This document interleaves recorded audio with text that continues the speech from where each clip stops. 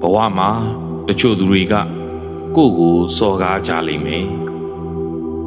တချို့သူတွေကပြောဆိုအပြုအမူတွေနဲ့စိတ်ညစ်အောင်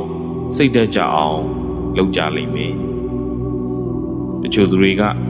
ရှစ်တစ်မျိုးကွဲရတစ်မျိုးနဲ့အမျိုးမျိုးဝေဖန်ခဲ့ရကြလိမ့်မယ်တချို့သူတွေကကိုယ်မှာအခက်အခဲပြဿနာအမျိုးမျိုးကြုံရအောင်စီမံတိုက်ခိုက်ကြလိမ့်မယ်တချို့သူတွေကကိုယ့်ကိုတိုက်ခိုက်နေသူတွေကိုမြောက်ထိုးပင့်ကောလုပ်ပေးကြလိမ့်မယ်ဒီလိုလုပ်နေကြတာကိုလည်းကိုမသိရအောင်ကိုနားရဲမရောက်အောင်ပို့ကြလိမ့်မယ်အဲ့ဒီလိုအခြေအနေနဲ့ကြုံလာတဲ့အခါကိုမှလှုပ်เสียနှစ်ခုပဲရှိတယ်ပထမဆုံးကတိခံပါဒုတိယကခွင့်လွတ်ပေးထားလိုက်ပါဒေါသနဲ့တုံ့ပြန်တာမျိုးဘယ်တော့မှမလုပ်ပါနဲ့ကိုဒေါသထွက်ရင်ကိုပဲပူလောင်ရမှာပါဒေါသကအရာရာကိုပျက်စီးစေတတ်လို့ဘယ်သူ့ဘောမှာဒေါသမထွက်ပဲ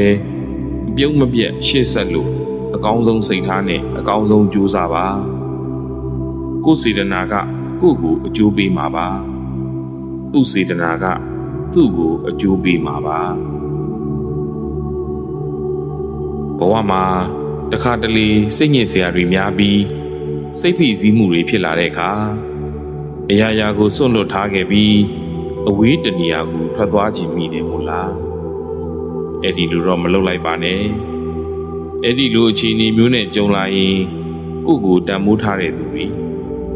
ကိုတန်မိုးထားရမယ့်သူတွေရှိနေသေးတယ်ဆိုတာမမေ့ပါနဲ့ဒါလည်းပြီးသွားမှာပါ